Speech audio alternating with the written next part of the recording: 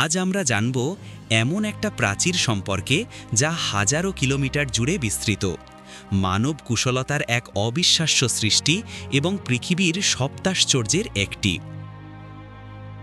চীনের মহাপ্রাচীর, যাকে ইংরেজিতে বলা হয় the great wall of China. আজকের ভিডিওতে জানব চীন কেন এই প্রাচীর তৈরি করেছিল, কেন একে বিশ্বের সবচেয়ে বড় কবরস্থান বলা হয়, কিভাবে পর্যটকদের কাছে এটা আকর্ষণের কেন্দ্র হয়ে উঠল, আর ড্রাগনের কিংবদন্তির সঙ্গে এর রহস্যময় সম্পর্ক। অনেকে আবার দাবি করেন এটি নাকি চাঁদ থেকেও দেখা যায়। যদিও এই বিষয়গুলো সত্যি নাকি তা জানতে চলেছি আজকের এই ভিডিওতে। আরও জানব এর রহস্যময় ইতিহাস আর অজানা অনেক তথ্য। তাই ভিডিওটি সম্পূর্ণ দেখার অনুরোধ রইল। সময়টা খ্রিস্টপূর্ব ৩য় শতাব্দী। চীন তখন প্রথম ফসল উৎপাদন শুরু করে, কিন্তু চীনের আশেপাশে মঙ্গোলিয়া ও কিছু সাম্রাজ্য ছিল, যেখানে কোনো ফসলের জমি ছিল না। মঙ্গোলিয়ায় ছিল দীর্ঘ মরুভূমি।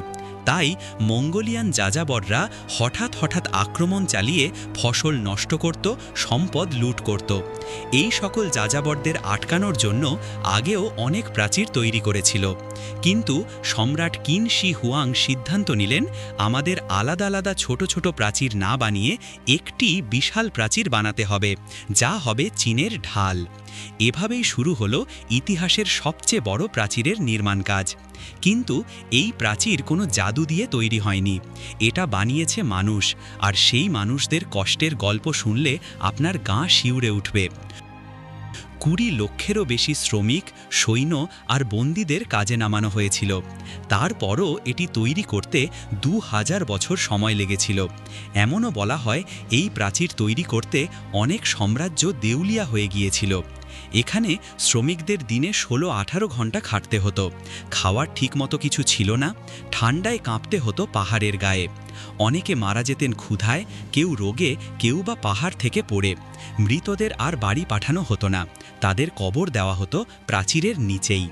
তাই একে বলা হয় বিশ্বের সবচেয়ে বড় কবরস্থান।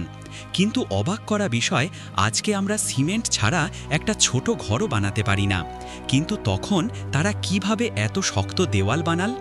প্রাচীর তৈরির আগে এর ভিত্তি বা বেসমেন্টে বসানো হতো গ্র্যানাইট পাথর, আর অন্য পাশে দেওয়া হতো বিশেষ চীনা মাটি, যাতে বহিরাগত শত্রু সহজে দেয়াল বেয়ে ওপরে উঠতে না পারে। আর ইট বানাতো বিশেষ মাটি দিয়ে, যা সাধারণ ইটের চেয়ে ৪ গুণ বড়। তারপর সেগুলো জোড়া লাগাত চুন আর চালের গুঁড়ি মিশিয়ে। হ্যাঁ, চাল ছিল প্রাচীন সিমেন্ট। পৃথিবীর এই আশ্চর্য ও দীর্ঘতম প্রাচীরের দৈর্ঘ্যে ২১,১৯৬ কিলোমিটার এবং উচ্চতা ৪.৫৭ থেকে ৯.২ মিটার বা প্রায় ১৫ থেকে ৩০ ফুট ও চওড়ায় প্রায় ৯.৭৫ মিটার বা ৩২ ফুট। কথিত আছে চীনের প্রাচীরের ওপর দিয়ে ১২ জোড়া ঘোড়া একসাথে চলতে পারত। প্রাচীর শুধু দেয়াল নয়, ছিল বিশাল সামরিক ঘাঁটি। প্রতি ১০০ মিটার অন্তর বানানো হয়েছিল উঁচু ওয়াচ টাওয়ার। যদি কোনো বিপদ দেখতে পেত, তাহলে দিনে সৈন্যরা পতাকা বা ধোঁয়া দিয়ে সংকেত দিত, আর রাতে আগুন জ্বালাত। মোট ছিল প্রায় ২৫,০০০ টাওয়ার, যেখানে ৬ লক্ষ সৈন্য থাকতে পারত। কিছু জায়গায় গোপন টানেল বানানো হয়েছিল, যেগুলো দিয়ে সেনারা এক প্রান্ত থেকে অন্য প্রান্তে যেত। আজও অনেক টানেলের পথ কেউ জানে না। এটি তৈরি করতে ৫ লক্ষও বেশি মানুষ মারা গিয়েছিল। আরও অবাক করা বিষয়, অনেকে বলে এটি তৈরি করতে ৫,০০০ কোটি ইট ব্যবহার করা হয়েছিল। চীনা লোক কাহিনীতে আছে এক মজার গল্প। যখন প্রথম প্রাচীর তৈরি করা শুরু হয়, তখন কেউ জানত না প্রাচীরটা ঠিক কোন পথে বানানো হবে। ঠিক তখনই এক বিশাল ড্রাগন উড়ে এসে পাহাড় পর্বত পেরিয়ে একটা রেখা টেনে দিল। মানুষেরা বিশ্বাস করল এটাই দেবতার নির্দেশ। তারা ড্রাগনের সেই রেখা অনুসরণ করেই প্রাচীর বানাতে শুরু করে। সেই থেকে আজও মানুষ বলে মহাপ্রাচীর আসলে এক পাথরের ড্রাগন, যা হাজার বছর ধরে ধরে চীনকে রক্ষা করে আসছে।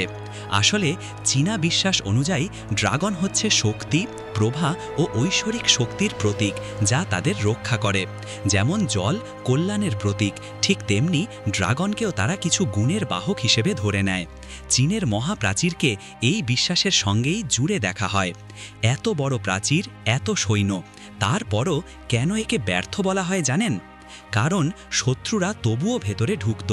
1550 সালেও মঙ্গলরা এই প্রাচীরে হামলা চালায়।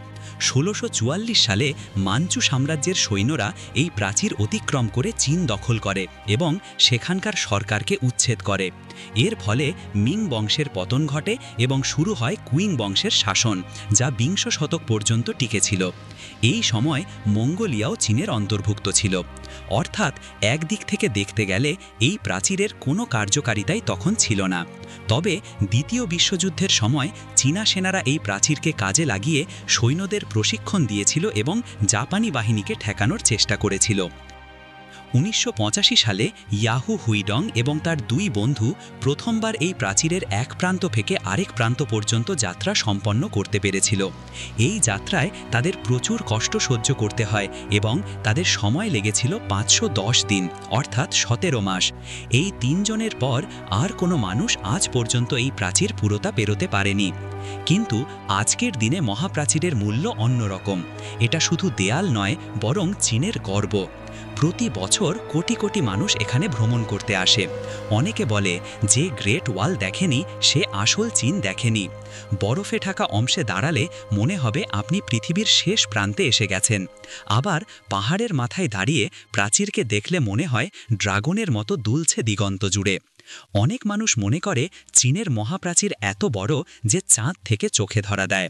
এটি একটি লোককথার মতো প্রসিদ্ধ তথ্য, কিন্তু বাস্তবতা হলো চাঁদ থেকে দেখার জন্য কোনো বস্তুকে চাঁদের মান অনুযায়ী স্পষ্টতা থাকতে হবে। মহাপ্রাচীর ঠিক আছে অনেক দীর্ঘ, 21,196 কিলোমিটার, কিন্তু চওড়া মাত্র 30 ফুট বা 9 মিটার। চাঁদ থেকে এই 9 মিটার প্রস্থের কোনো জিনিসকে চোখে আলাদা করা প্রায় অসম্ভব। নক্ষত্র ও পৃথিবী পর্যবেক্ষকরা বলেছে, নভোচারীরা লুনার মিশন থেকে মহাপ্রাচীরকে সহজে চিহ্নিত করতে পারেননি। মহাপ্রাচীর অন্যান্য প্রাকৃতিক দৃশ্য, পাহাড়, নদী বা শহরের চিহ্নের সাথে মিলিয়ে গিয়ে বোঝা যায়, সরাসরি চোখে দেখা যায় না বললেই চলে। 1987 সালে ইউনেস্কো বিশ্ব ঐতিহ্য বলে ঘোষণা করে এবং 2007 সালে এটিকে 7তম আশ্চর্য বলে ঘোষণা দেওয়া হয়। অভিশপ্ত দেওয়াল। তবুও অনেক চীনা আজও এটিকে অভিশপ্ত দেওয়াল বলে, কারণ এখানে যারা মারা গেছে তারা নাকি শান্তি পায়নি। অনেকে দাবি করেন রাতে এখানে অদ্ভুত শব্দ শোনা যায়, যেন শ্রমিকদের কান্না। অন্যদিকে অন্যরা এটাকে শক্তির প্রতীক মনে করে। তাদের বিশ্বাস মহাপ্রাচীরের মধ্যে আজও ড্রাগনের আত্মা বাস করে। চীনের মহাপ্রাচীর আমাদের শেখায়, মানুষের ইচ্ছাশক্তি থাকলে কোনো কিছুই অসম্ভব নয়। 1000 বছর আগে যন্ত্রপাতি ছাড়াই মানুষ যে বিশাল কাজ করে গেছে, আজ তা ইতিহাসে অমর হয়ে আছে। তাই বলা হয়, প্রাচীর শুধু ইট পাথর নয়, এটা মানুষের স্বপ্ন আর সংগ্রামের প্রতীক। ভিডিওটি ভালো লাগলে একটি লাইক করতে পারেন। তাহলে দেখা হচ্ছে পরবর্তী নতুন একটি এপিসোডে। ধন্যবাদ।